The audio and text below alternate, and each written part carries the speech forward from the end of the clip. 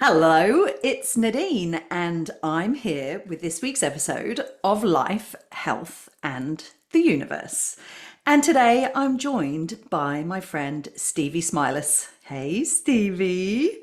We've Hello. just had a little catch up before we hit record, so we haven't spoken in person for a while, and we've never met in real life, but you know, we're still friends.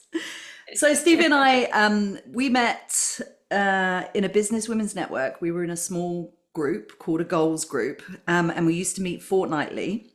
So this was like a couple years ago, maybe even 3 years ago. Like I didn't even look in my calendar to see how long it's been, but gradually over time, things changed. We kind of dropped out of the group and, our lives evolved in different ways and we went in different directions. But we've always kept in contact via the interwebs, which is always, you know, the big win of social social media is Definitely. making friends and staying in contact with friends. So here we are today. We've got lots to talk about. We've just had a little chat about what we're going to cover off on, but I'm going to hand over to you, Stevie. And yeah, you can kind of give us Stevie in a nutshell, and then we'll go from there. Thank you. Thank you. Gosh, it's always an interesting Stevie in a nutshell. Where do you start? What do you cover? What do you not? It's always an interesting one. Totally. I think, yeah, so I reckon it probably has been 3 years since we've spoken rather than just, messaging back and forth. But I think when you're in those kind of particularly goals groups, it's such an incubator, right? You spend, even if it's once every fortnight, sometimes some of your really good friends you might not catch up with at length once a fortnight. So Mm. you really do form quite close bonds, I think, and you become a big part of each other's lives. So um, it was a great group. It was a really great group. And yeah, we definitely have gone our different ways. So um, at the time, I was running a organic fruit and veg delivery service business in Melbourne, which I absolutely loved. Healthy eating and making great choices and organic farming are things I'm really passionate about. And feeding ourselves the best that we can in order to get the best that we can out of life is really important to me. Um, that business ran for about 4 years and I genuinely loved every moment of it. It was amazing. I stepped away from it probably 2 years ago now, I think, and for various reasons. And prior to that, I did my stint in the corporate world for many years, um, working in and around real estate. So not doing real estate, but working with real estate agents and property developers and that kind of thing. And I also taught yoga for more than a decade whilst I was doing all of those things. So always a busy bee. And and now I've spent a little while doing nothing, which has been absolutely amazing. I've really, really needed that and enjoyed that. And then I went into more recently, I was doing a sales kind of a role, which I enjoyed learning about. And I'm sure we'll talk more about that later. And now, yeah, now I'm come back to my true passion of just working with people, which is what I really love to do, having great conversations and spending time just um, finding out what makes people tick, I guess, and helping them really connect better with themselves and just have those conversations that are sometimes really hard to have and encouraging that and celebrating that as well. So if I was going for a nutshell, that would be it. That was a pretty good nutshell. You didn't throw in there that Okay. you're a mother, mum Yes. of Whoops. one big human, right? Yes, he just turned 21, which actually Wow. blows my mind. Yeah, I Yeah, bet. this year. Yep, which is gosh, my biggest joy. I mean, I feel very much like an empty nester, which is also a lovely stage of life to be at.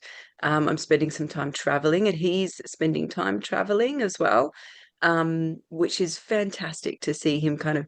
He's doing his first, Euro trip on his Mm. own and discovering, nearly missing flights and working out directions and all things and Cool. just having fun, yeah, just having fun. Yeah. So And you come from the UK, right? And you're in the UK at the moment. But you've we met and you were in Australia when we met in Melbourne. yeah, So yeah. are you still kind of considering yourself based in Australia? Is that home Definitely. for you? Yeah. Yes. I mean, Melbourne will always be home because it's where my son lives, right? So Yeah, it right. will always be home. And it's a great city. It's such a good city. I am just escaping the winter and spending time in England. So my mm, what I've been creating over the last couple of years is a life where I can skip the winter regularly. This is the third winter I've been able to skip most of. And that is an absolute joy. So Yeah. that's definitely what I'm working towards. So Yeah. a lot Cool. of time in Melbourne, a bit of time in Europe, a bit of time here in London, and then back to Melbourne just when the frost picks up and leaves. Cool. That sounds like a pretty good plan. Um, Yes. all Yeah. right. Well, you've given us a whole bunch of stuff that we can talk about. And I kind of when we were kind of having a little bit of a back and forth about what we would cover today, obviously the Mm, podcast is called Life, Health, and the Universe. So we can mm, talk about any of those things and they kind of all interconnect, right? And that's why it yeah. has its name. But I thought like we might start with that with entrepreneurship because I feel like you kind of embody the entrepreneur. But I think often when we think entrepreneur, we think, Mm, well, I think when someone says that they're an entrepreneur, lots of money, living the life.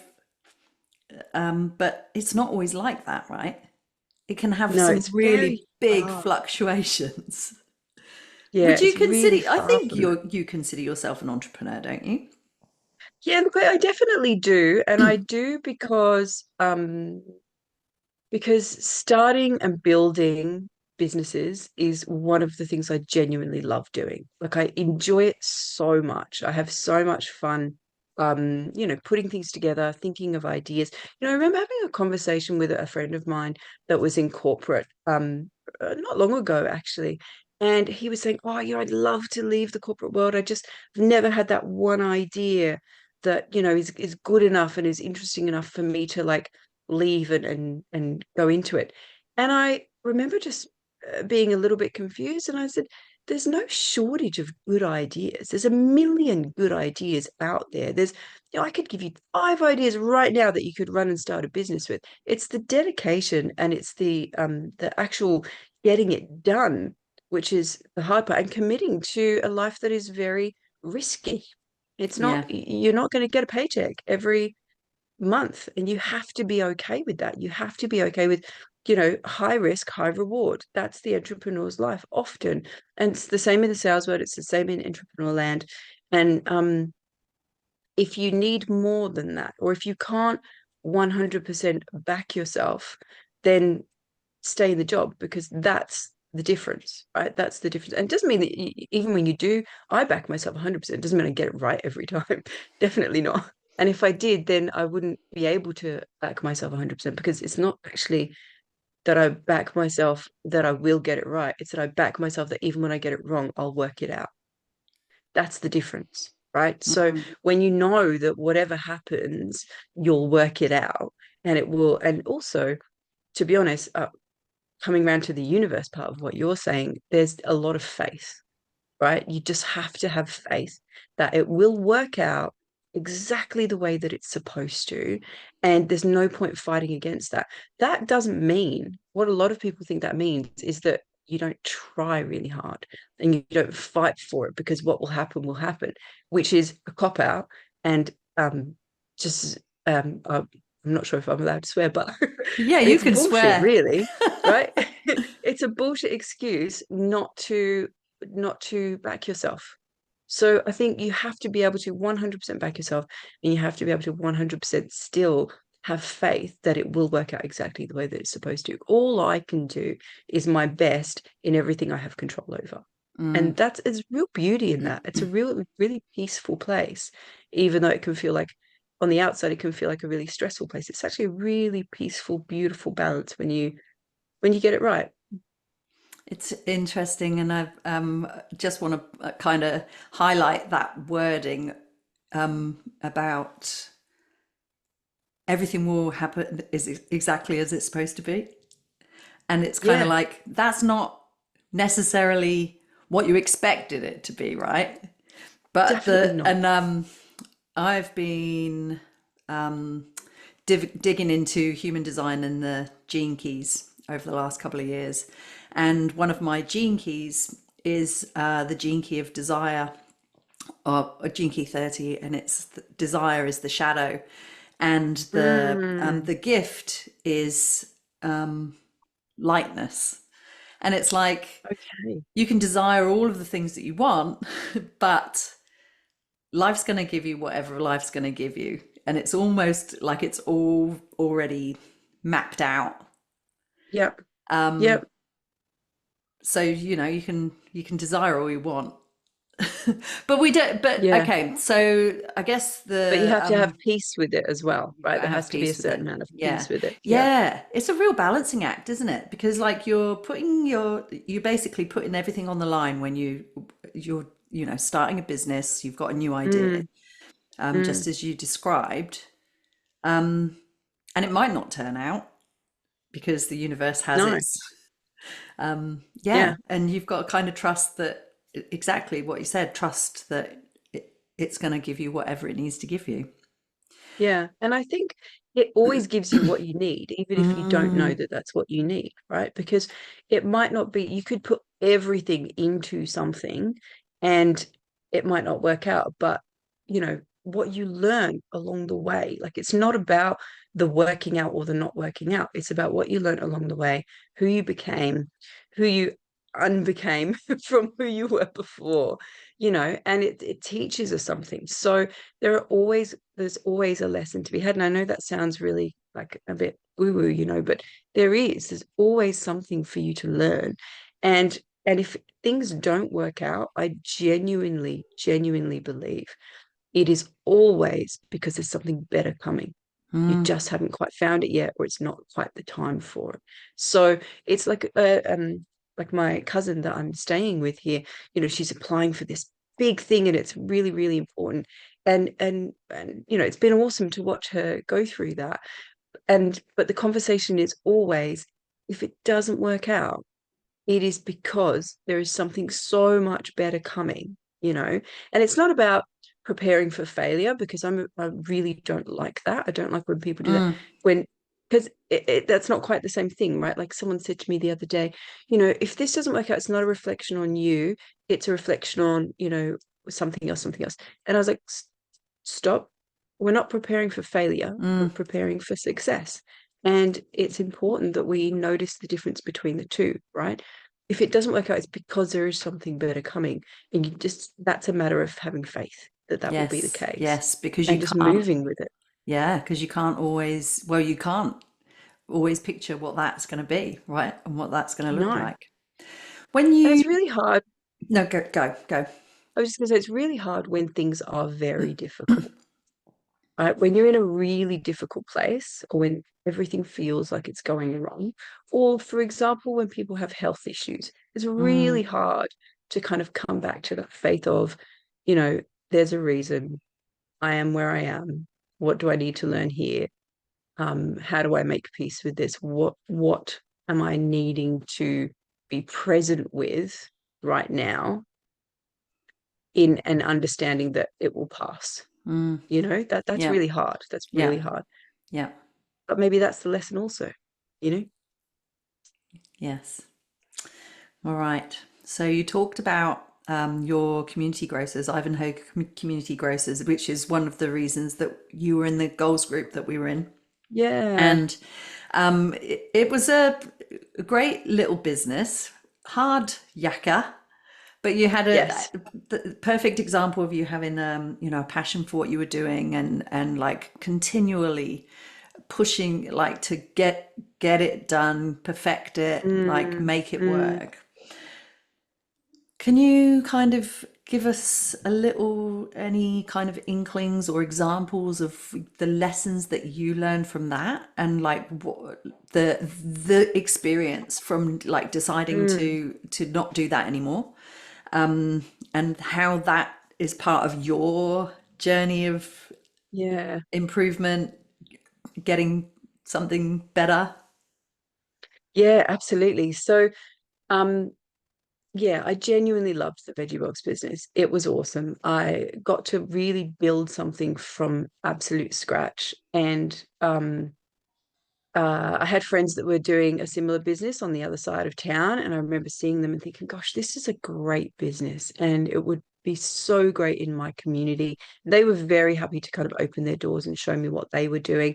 I did things quite differently in the end, but just even having that foundation was super helpful. So, credit where it's due. I think the reason I mention that also is because I think particularly small community business does best when it's supporting each other, Mm, right? And when there were other, younger people and younger groups that were doing, as in younger businesses that were doing similar things in and around my area, I was always happy to help them and show them the way as well. Because particularly with food, particularly with sourcing good quality food, the more people doing it, the better. There's no such thing as competition, right? Unless you're delivering in exactly the same space to exactly the same customer and are exactly the same kind of business, which, you know, there's ethical questions on why someone would do that anyway, but that's another conversation. Um, I don't believe in competition in that way. I think we can always help each other. There's enough business, there's enough money in the world, there's enough people in the world. We can always, support each other. And I think that's really important, particularly in community-based businesses. We operated as a social enterprise and gave a lot back to local kindergartens and schools and other organizations as well. And for me, a big part of that business was educating people on the reasons for eating organic and how the farming system and industrially grown crops is just broken. And again, a conversation for another day. right. But the business for me, because I could go on to a rant about that and I won't today. um, the business for me was awesome because it really showed me that, and it's interesting because it wasn't the first time I'd done it, but this business particularly really showed me that I could build something from nothing and get that to, it was, doing six figures very quickly, very easily and profitable within the first even 4 months, which is, pretty unheard of in the small business world. And just putting the systems into place and working, finding out what worked and what didn't. I'm a big fan of the whole, I'm not sure what the actual name is, but there's a thing called like the Toyota kind of methodology where you make every single step of the process as easy as possible and at less barriers to getting it done in the fastest time possible. And then even if you make every part 1% easier over the 10 parts that make that business, that's actually 10% easier, right? And it's so easy to make very small changes that collectively have a massive impact. So I really enjoyed playing with that theory in that business, and really, really enjoyed it. Difficulty wise, it's, fruit and veg in Australia is an overnight business, right? So the wholesale markets are open from like 2 a.m. until 6 a.m. So that means that you need to be there between that time, to collect all of your fruit and veg, to choose your fruit and veg, to interact with your suppliers and build those relationships and do all of those things. So we only delivered 1 day a week, which was a blessing and a curse, I do now realize, because most of the other businesses that I interacted with there were doing it 3 or 4 times a week, or just had shops and would, go 2 or 3 times a week to collect their stock. Um, Doing it once a week meant that 1 day a week on a Monday, my day started at 3 a.m. and the rest of the week was normal.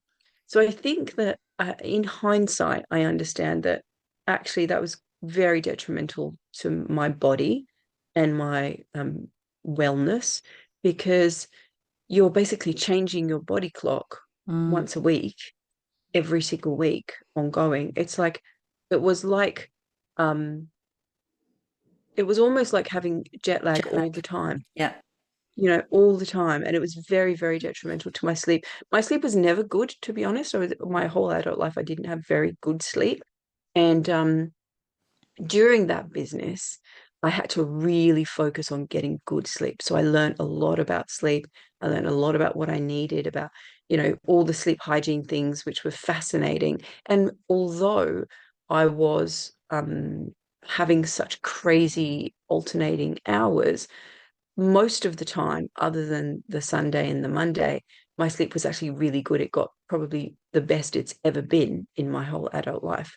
But then that constant change on the Monday just messed everything up every single week. So it was, I learned a lot from that. Um, and it wasn't until much later on when I took a pause from the business and I looked maybe 3 months later at starting again. Um, and I just realized that it just wasn't in me to go back to that early morning, even once a week, or potentially even more than that. So that was definitely one of the main reasons, like understanding, once you're not doing it anymore, Mm. understanding just how detrimental it was, not only to the sleep, but to your mentality, right? Because for me, I think, slightly changing subjects, self-talk is the most important part of your mental health. I mean, obviously, I'm talking about people that don't have diagnosed problems, because that's a whole different thing. But I think your self-talk is incredibly powerful and incredibly impactful, right? And I had spent a lot of time many years before working on my self-talk and making it not negative, making it a very happy, healthy, communicative, collaborative space inside my head, right? And what I found was that, on those Sunday evenings when I'd, gone to bed at 7 p.m. to try and wake up at 3, um, and I couldn't sleep, and there was nothing really stopping me from sleeping other than my body clock and my brain just switching on and just not allowing me to sleep in any way. Though at those times when it gets to like 11 and then it gets to midnight and you're still awake, there was absolutely no way that I could control my self-talk. I just couldn't. Mm. It became absolutely toxic. And there was, because it would it would always occur to me that there was nothing stopping me from sleeping except myself, which isn't necessarily fair or true, but I wasn't able to control it. Any other point in the day, any other day of the week, awesome, no problem. But it was such a hard thing to control when you're overtired, when you're under Mm. pressure, when you know that, like, if you don't get to sleep, your whole day is going to be so difficult. And then you've got that whole day ahead of you confirming all of those things. It was, yeah, very, very difficult. And I think I really had to learn um to recognize what I physically could and couldn't do. I was also running another business at the same time, um, which was ironically mindfulness and meditation based, teaching people how to do that, right? And so I was constantly being pulled in the two different directions and having lots and lots of demands on my time. And I remember hearing a really simple quote that, like, you know, floored me. When you hear something and like the whole ground opens and you're like, oh my God, how did this happen? What am I doing? And it was, I wish I could remember it word for word. I think it was something like, um, if you chase two rabbits, you catch none. Right. And just that imagery of my businesses being two Mm. rabbits running in opposite directions and me constantly trying to chase the two of them. And it was like such a light bulb moment of, this is my life. And that is, what am I doing? How do I intend to succeed in doing both of these at the same time? So I stopped the one and I was doing the veggie box business on its own. But by then I was already much too close to burnout to be able to, you know, succeed in the way that I wanted to. Mm. So you quit the mindfulness and meditation business first, than the veggie Mm, mm, box business. And the biggest kind of takeaway in hindsight was that your the like the physical and mental kind of like mm. challenges that came with it, and that you basically wasn't healthy. It was an Yeah, unhealthy. and to be honest, I would love to say that I was able to see that and make the decision to step away from the veggie box business. But ended up being a complete physical burnout Oh, that I had to stop you and was had to. forced to stop. Yeah. Okay. Yeah, Wow. and there's Yeah. that saying of if you don't learn to rest, your body will teach you, right? Yeah, right. And Exactly. that's Yeah. exactly what happened. Yeah, it was a massive massive burnout. And I've always been a very, very go, go, go person. And I've fortunately got well into my 40s without having any major health issues. And so I'd never been in the situation where my health was like taken away from me. I didn't work for a year. Holy shit. It was big. What did it feel like to have like was it kind of like, did it just stop you dead in your tracks one day, or was it like a gradual thing? Like, Mm.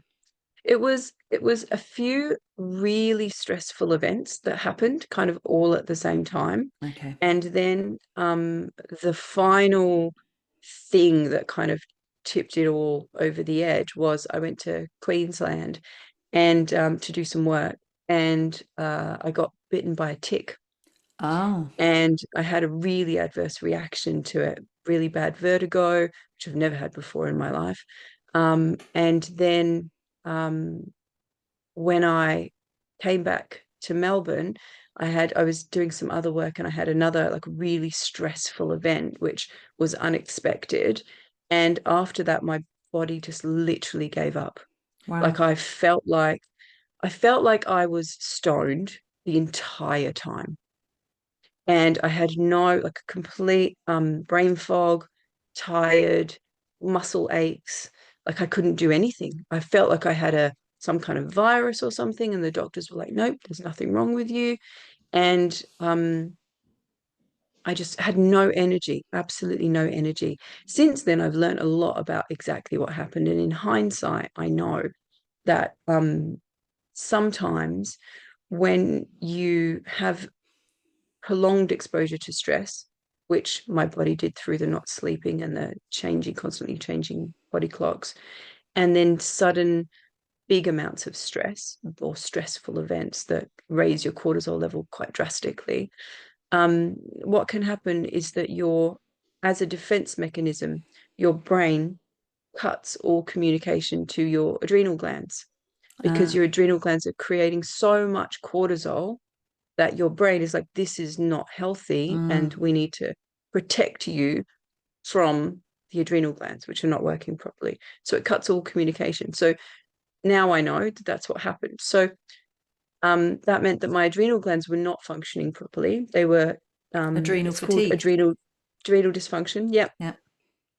And it took me from October when I had that last event that really kind of stopped everything in its tracks until April to get a diagnosis Wow. of adrenal dysfunction and Lyme disease.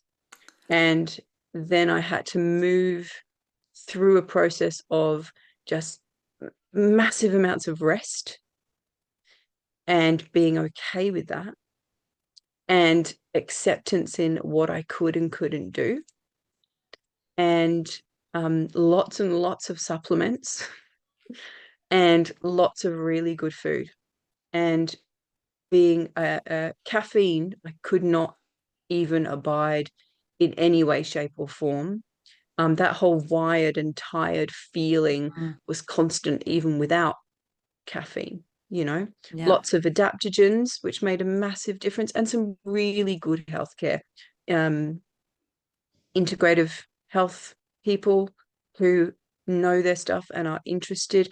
I remember going to my regular GP back in October and saying, look, I've just had this has all started, and I just, was bitten by a tick up in Queensland. And the GP literally said to me, yeah, Lyme disease doesn't exist in Australia, so fortunately it won't be that.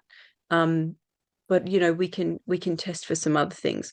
When I saw the integrative health GP in April, her exact words were, "We'll test you for Lyme disease. Would you believe some doctors still believe it doesn't exist in Australia?"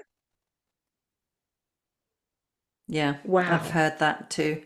I've heard Wow. doctors say that there's no proof that it exists. And yes, there are probably some things that ticks carry, but we don't have the evidence to support it. Mm. So Because people's testimony of their experiences is not enough evidence. no, There are so many people having similar issues. But and the thing is, one of the problems actually is that as society in general glamorizes and idealizes this whole being busy and being exhausted and how it's totally. normal. And Yeah. particularly women will often, I can't tell you how many friends, well-meaning friends, said to me, "I'm exhausted all the time. It's just normal." Yeah. And I it's so hard to explain, like, this is not exhaustion. This is fatigue. Like this is the biggest, like, you can't do anything. Like, if I managed to walk the dog, I was happy.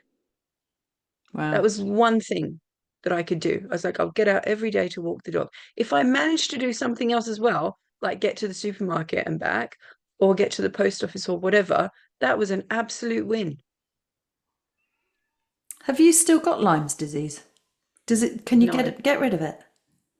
So I haven't been tested for it recently because my GP, who is amazing, said to me, "Look, we can keep testing you for it, but realistically, managing your body and being like doing all the things that you need to do will keep it in check. Mm, So just having that knowledge in your brain of yes, it's still present, yes, it's still present is not helpful. It no. doesn't change anything.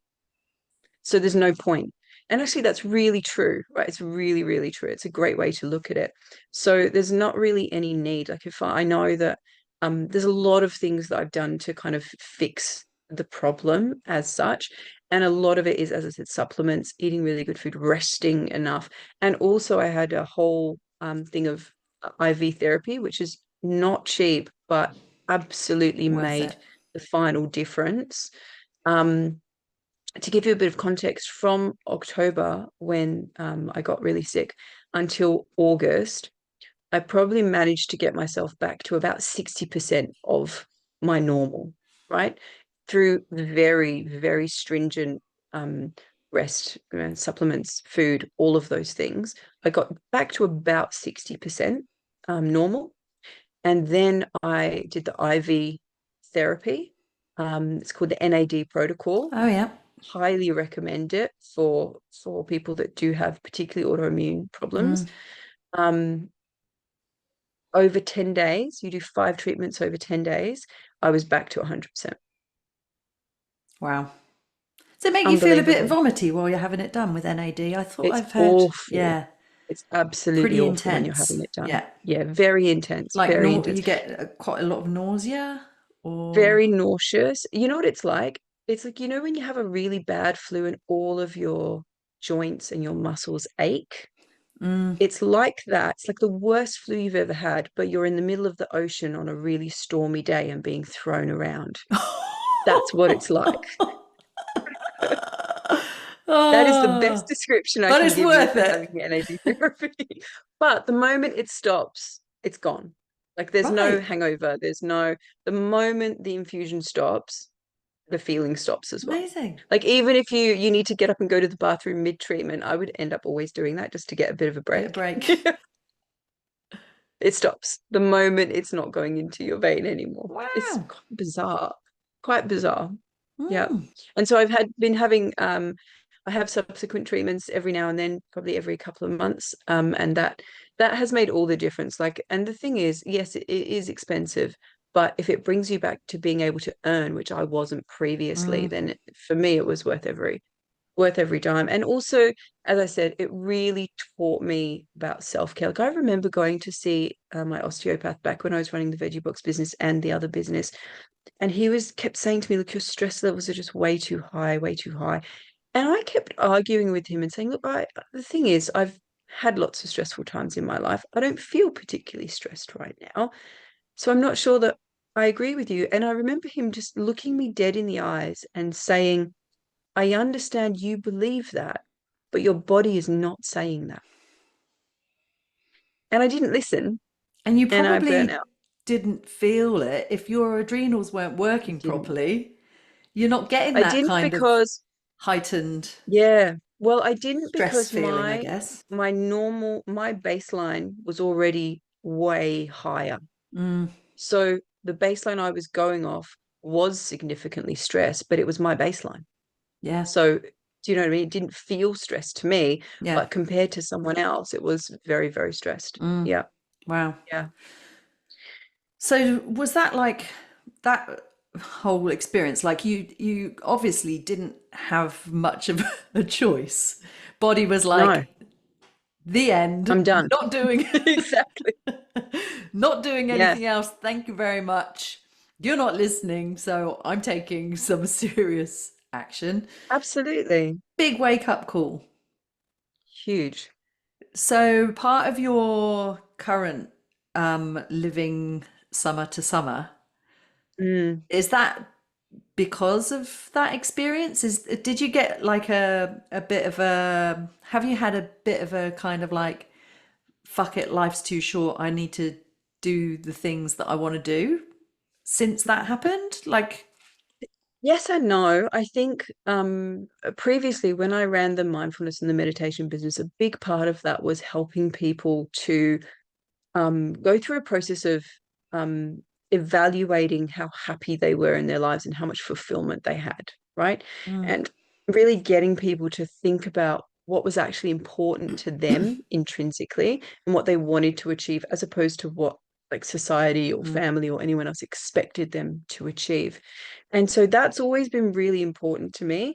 And for me, those businesses really kind of gave me that in, starting successful businesses, working within the community, earning a certain amount of money, like doing all of those things. It met a lot of my needs. But in meeting those needs, I completely missed a whole bunch of my other needs, right? Or neglected is even a fair word to say. mm, Um, and so when all of this happened, um, once I had kind of gotten past the just being in acceptance, because for me it was very much a learning curve of accepting where I was and what I could and couldn't do. Once I started getting better, I decided that I genuinely was going to create a life that I wanted to live first and foremost above everything else. And it's not that I hadn't done that before, it's that I hadn't done it um, completely transparently with myself, right? And that's because other ideas get in the way. However good we are at connecting with ourselves and talking to ourselves, we have our blind spots, right? And so I think being able to kind of reconnect really in like transparently with myself, I could think about what I wanted to achieve and how I wanted to live life through this phase. It also did coincide with my son kind of being ready to move out of home and mm, going off to uni and doing his own thing. So prior to that, living, country to country wasn't really an option for me. But once I got unwell, I spent some time. I came back to England. Actually, I came on a one-way ticket. I didn't know what I was doing or where I was going. I was just like, I'm just, there were some family problems here with my grandfather who was very old. And I thought, well, I'm just going to go and see what happens. So, um, over that period, I decided that, Melbourne definitely was home and I wanted to go back, but I just didn't want to be there for winter and wanted to really cultivate a life that I genuinely loved in every way. And so for me, that is very much about being able to move freely, where I want to, when I want to, and being able to work from wherever I am. And being able to do the kind of work that I really, really love. And that comes back to, again, that connection with people. And that, I always joke, and it's not a joke at all, it's entirely true, that, my favorite pastime is robust, engaging conversations. And it genuinely is. If I could do that, if I could do this every single day, I'm the happiest person in the world, because Yeah. connecting with people, helping them have those realizations, and just being a bit of a sounding board is such a pleasure and such a joy. Mm. And I think there are lots of, you know, there are lots of ways in which we can do that. And I think for me, having, a lot of lived experience, I guess, in the corporate world, in the entrepreneurial world, I feel like even when I was running the mindfulness meditation business before, the people that I worked with, you know, um, really enjoyed the work and were really impacted by the choices that they then made and how they adjusted things in their lives. And so now coming back to that kind of work with so much more awareness, even than I had before, feels so aligned and so right. Like now feels like the right time to be doing this kind of work. And to be honest, one of the reasons that I moved away from it before was, the veggie box business was taking up so much of my time, but also I didn't enjoy all the bits that you need to do around a business in that business, right? I didn't enjoy the marketing. I didn't enjoy the sales. I didn't enjoy the feeling like you were trying to, convince people to Yeah. do something. The veggie box business was so much clear cut. It was easy. It was like we You had get 10 great conversations oranges also, and a lettuce right? and and it costs this much money. Yeah, and we still got Uh, to have great conversations about yeah. educating people, but it was just so much easier. It's a product, right? Product-based businesses were so Mm, much easier. But I feel now, particularly after these experiences and after moving more into it, like a sales role and understanding sales much more, it feels like all of those things are not as much of a barrier as they were before. mm, So, um, yeah, it feels like the right time and the right thing. And just, gosh, it's just so much, it's such a joyful way to work that it's absolutely feels like the right thing to yeah, be cool. doing and to be, yeah, it's been great to step back into. So great. Yeah, great. You touched on it, but I was going to ask you about your son and now he's grown up Mm, and how that's sort of changed and how, like, the, do you feel like you've got a different outlook? Or I don't know if outlook's the right word. Like, I wrote it down. Like a responsibility shift. mm, Because your kids are always your kids, right? And yeah, the older they get, I mean, mine are only 10 and 8, but the older they get, the more you realize that actually it's a lifetime. It's a lifetime, absolutely. right? You're going to help them Absolutely. out Yeah. when they get to their, well, like your son, early 20s, they want to borrow some money to go traveling, for example. You'll be there for them. But obviously, you're still in your 40s, like you're a Mm, young woman, and your son's off doing his own thing. Do you feel like mm. that has shifted the parenting situation a bit? Yeah, I think it has definitely And for like me. I even think, your like how you see different possibilities. Like because when you were doing the veggie box business, he was still living at home. He was at school, right? mm, And mm. so you've got that kind of like that going on Yeah, as well. You've got to take care yeah, of the absolutely. kids, feed the family, pay the rent or mortgage, whatever it is. But when now he's Yeah, left, do you kind of go, yeah. now I can do things for myself, or not really?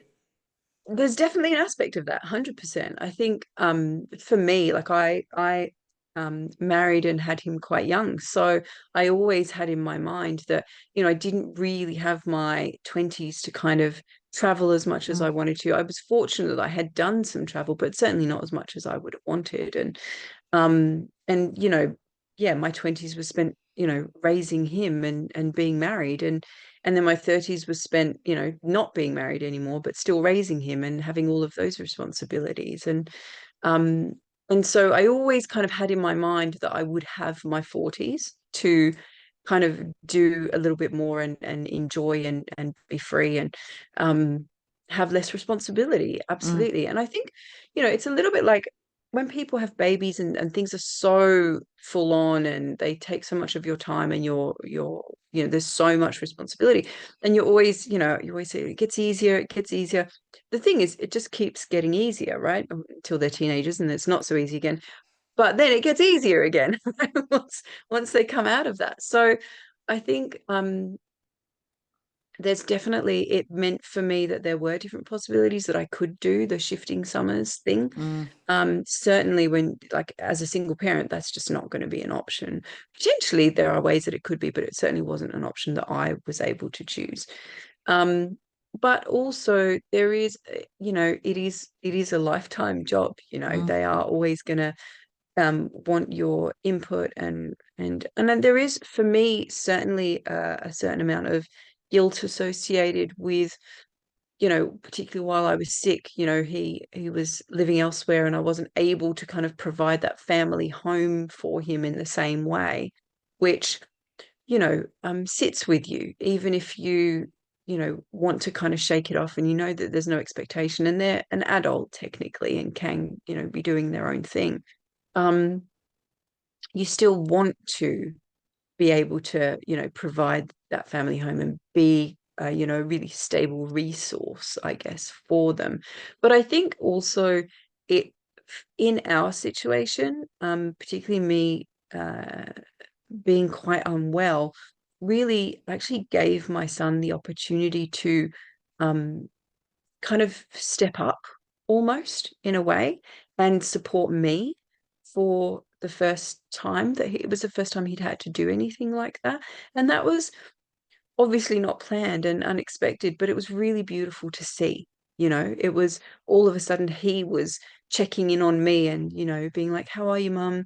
Can I help you with this? Or, if you're going to go and do that, let me know and I'll come with you and, I'll help you out. And that was really beautiful. And I think that, there were obviously really lovely lessons for him in that too, and opportunities to do things in a different way, take a different role almost. mm.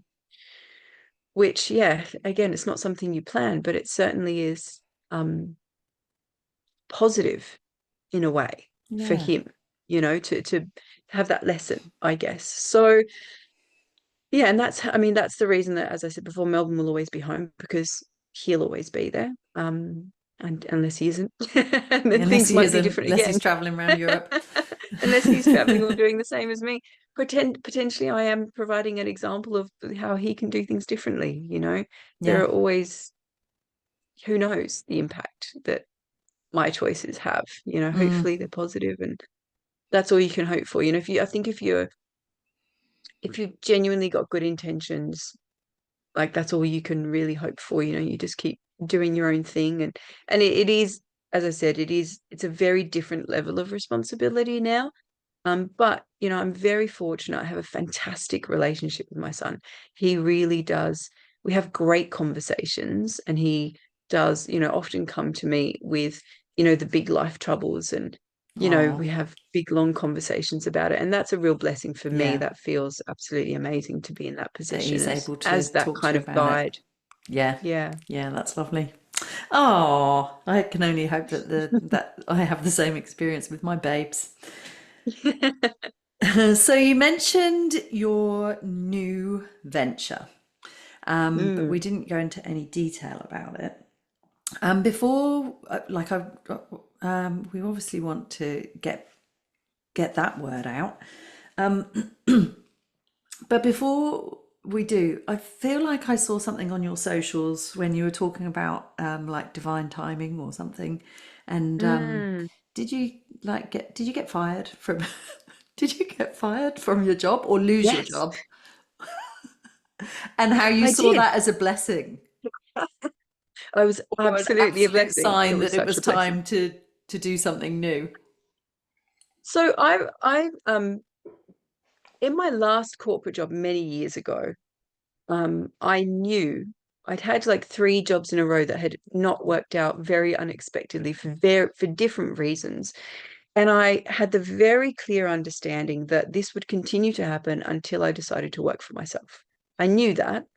Every part of my being knew that, but I was a single parent and I was not bold enough or maybe silly enough, even depending on how you want to say it, to leave a very well-paying corporate job in order to start my own business as a single parent. It just wasn't something that I could choose.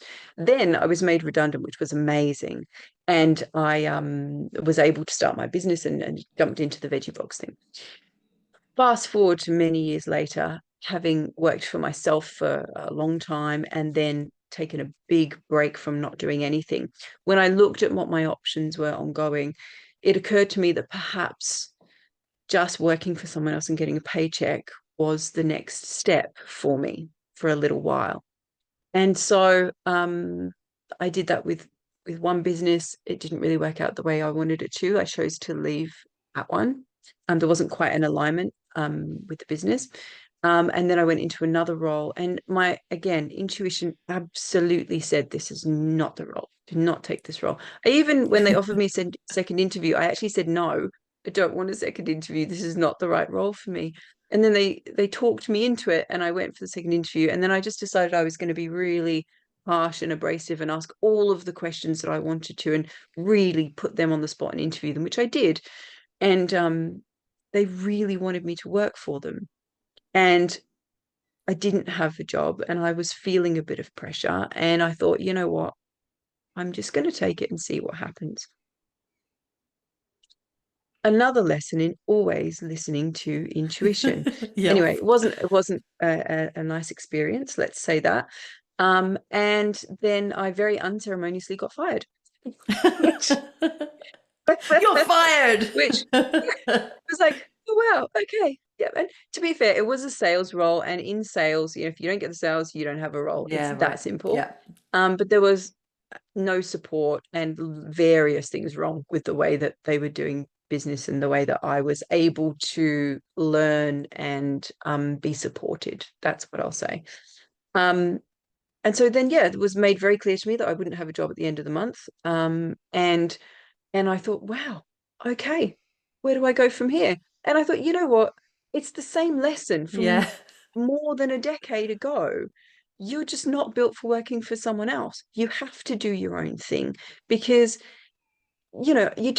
there's a saying which I think is quite evident for some people, and it's that um, some people work too hard to work for anyone else, right? And I think that that really applies to me in that when I'm in, I'm all in.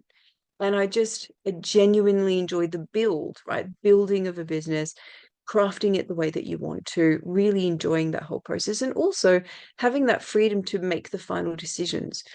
Because uh, not in a way of I always know the right thing to do, it's that I will always, there's a guy who I really enjoy his podcasts. What's his name? Stephen Bartlett. He always says, just fail fast, right? Right. Fail really fast and then learn and move on. And I'm a big fan of that. I think you just have to try. And if you get it wrong, you learn, you move on, you learn, you move on. And that's how you build a successful business. It's not about, and for me, not being able to do that is a problem. And I think when you work for someone else, you can't necessarily do that because you're working under someone else's ideas of how things should be done. Mm. So I come back to forget working for someone else. And someone else said to me the other day, you can build your own rocket ship or you can jump onto someone else's, and jumping onto someone else's is always easier. And I completely disagree with that for me personally. I'm not saying that's the case for everyone. For me personally, I just need to be doing my own thing. And I think that I have to come back to that realization and just run with it. And whatever happens, happens. Yeah. Cool. Yeah. So what is it? I mean, you've touched on it, but what is it? So Yes. you're going back into coaching. That's where your heart Yeah. is, and you said that you love working with people. And what does that look like? Who is it for? Like, Mm. Is it for like Yes. So other entrepreneurs? Is it for, well, I don't know. Who is it for? who is it for? It's for me, like coaching is very much my like first passion. It's definitely the thing that I love to do in that it is what we said before. It's having those really robust um conversations that are impactful, right? We're not just talking about the weather or who said what or conversation is built for more than that. I genuinely believe there's so much power in honest, authentic conversations. And we don't get to have them enough. We don't get to have them, many people don't get to have them in their social circles. And they don't get to have them with really good mentors, right? So where does that leave people? It leaves them just not having those conversations, which is it doesn't help us progress, right? I know that I've been incredibly fortunate to have some amazing friends who, we're all about these conversations all the time, but I understand very clearly that that's not everybody's situation. And I think having that person that you can bounce ideas off, that you can be super honest and vulnerable with, in your your fears and also in your behaviors, right? Because a lot of people, self-sabotage is such a massive thing for Mm. so many people, and fear of, the unknown or fear of judgment of other people when you do make a different decision, that people can't often even voice that they want to make a different decision. So mostly, it's very much going back to the kind of coaching I was doing before, but just focusing specifically more on fulfillment and having that authentic connection with yourself. So Mm. mostly it's working with generally with professionals who are very successful but feeling really unfulfilled or just not sure what they want to do next or if they want to do something different. And I guess the goal is to create a more balanced life where their successful, the success that they've had aligns with their um, personal beliefs, right? So it's about identifying the gap between where they are currently and their deeper, dreams and aspirations and what's missing and helping them to reconnect to what their core values are. Because I think if you can connect to your core values, some people, so many people have not really been through that process of identifying their own core values and what that means. And I think when you do Mm. that, you can make very different decisions on how you want to move forward. And then it's just about implementing, there are really basic strategies and simple strategies that are tried and tested and people have been doing them for a long time that help you kind of move towards that more authentic life and just having more joy in your everyday, in your work as well as your personal life. But if you don't know any of that, you don't know any of that. So where do you even begin to start? Yeah. Yeah. There's so much focus on when it comes to like work, career, success. It's external, isn't it? It's like how much money do you earn? What do you have? But in fact, Mm, yeah, if the balance isn't there internally, then mm. it doesn't necessarily those things, those external things don't necessarily lead to happiness, satisfaction, or fulfillment. They don't. And it doesn't always mean that you need to change your entire life either, Mm. right? People often, like, particularly, like I have one client who's a lawyer, and they're like, well, I can't leave law. Law is what I do. And it's like, well, if you don't want to, you don't need to, but you can perhaps look at the other things. Like what was the last thing that you did that you just felt absolutely joyful? Where were you? What were you doing? How did it feel? Can you do more of that? Would you like to do more of that? And or if you can't, how do we recreate that in other areas of your life so that it feels more balanced? Because if you're just working, working, working, hello, it doesn't work. It doesn't work. We need that balance. We need that joy. And There's a bit of a stigma, I think, now after there's been this whole kind of like wellness revolution of mindfulness and happiness and all of that. And I think it's almost become a little bit cliche and people are like, well, happy is not the most important thing. Like, I want more happiness. What does it matter? And it's like, well, it's not really about happiness. It's like it's almost become like a dirty word, which is such a weird thing that's happening in culture, like pop culture at the moment. I don't think there's anything wrong with wanting more joy in your life, more wonder, more awe, more Yeah. wow. There's nothing wrong with that. And I think that we've kind of become overexposed to like people just want to be happy and quit their jobs. It's not about that. It's about balance and it's about feeling fulfilled. And if you genuinely love your work, go for it. Totally. And if you really don't love your work, but it provides you with other things that you love, like stability or like the holidays that you take however many times a year, and you're happy with that structure, great.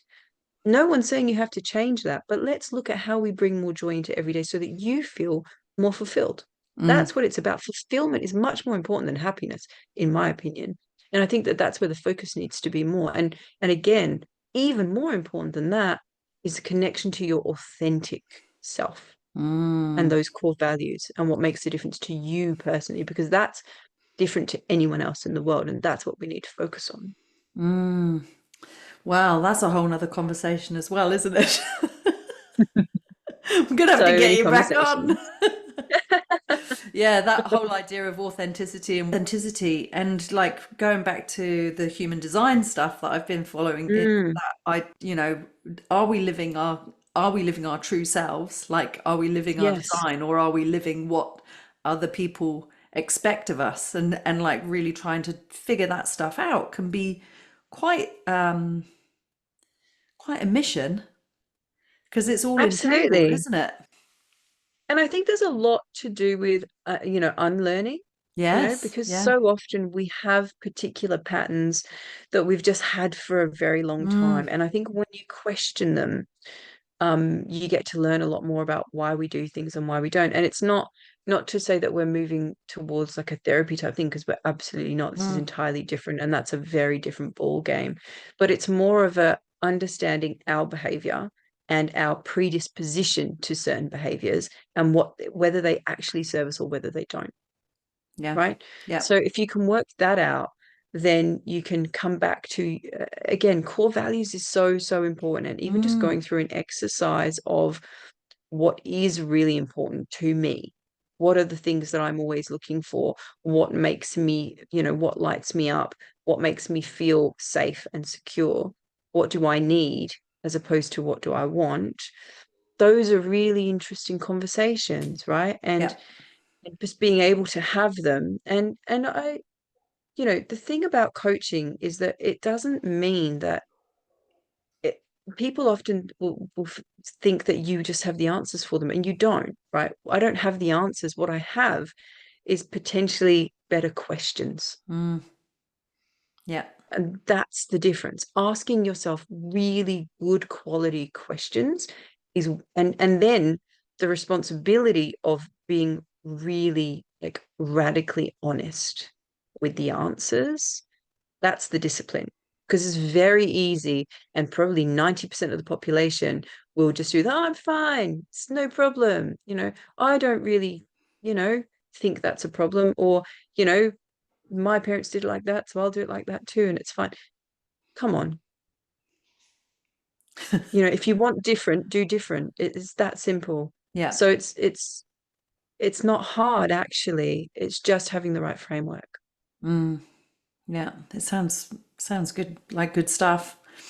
We definitely don't think about our values that, it's not something you do very often, really.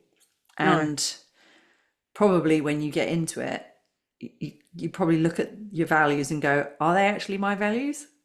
Or are they Mm. things that someone else told me should be my values? Yeah, absolutely. Absolutely. Mm, Yeah. And sometimes it's hard to understand exactly what the values are. Like like someone recently said to me, well, I guess what's important to me is, you know, um, like they were identifying specific things that had happened that were moments in life that really meant a lot to them, that were really impactful to them.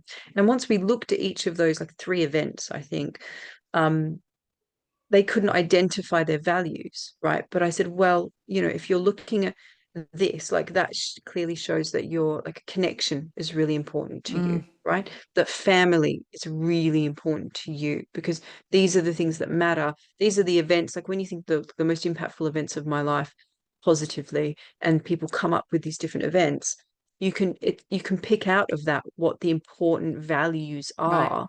And then when you spread them out, you're like, oh, okay, yes, actually, those things are really important to me. That does make up who I am, or what I'm looking for, how I'm trying to interact with people to gain this feeling of connection or feeling of communication or celebration or whatever it might be. Um, then you can start to craft a life that includes more of that. right. Yeah, You know, it can be that simple sometimes. yeah, yeah. Mm. Amazing. So you're coaching are you doing your coaching online? Is that the deal? Yeah. Yeah, so we're doing it online. I'm doing some one-on-one at the moment. That Yep. I probably won't take on many more one-on-one clients. It will be Okay. more group Okay. coaching, which I Yep. think is so powerful as well, because it does lend to having other people's input and Mm, life experiences. And, we learn so much. You don't always need to make the mistakes yourself. Sometimes you can learn from other people's mistakes is the wrong word, but experiences, right? And yep. learnings and lessons. And so I think that there's so much power in group coaching, actually. It's sometimes people think that it has to be one-on-one in order to be impactful. There's room for both, but actually there's so much impact in group coaching. I think people, it's vastly underrated. Yeah, So, right. yeah, but there's definitely online at the moment. Everything will be online. And Yep. then once I'm back in Australia, we might do some in-person things, but Yeah, great. we'll leave that for a few months and see what happens. Cool. We have we've hit the hour, gone over the hour, and Oh gosh. which is not it's not a problem, but I'm just mindful of our time. Yeah. Yeah. And so I think this is a great time to, if you've got Mm. a website, or if you want people to head to your socials, is there somewhere that they can reach out to you and find out more about what you're doing? Yeah, so definitely socials on Instagram or on Yes, LinkedIn. please. You can just search my name and it comes Yep. up.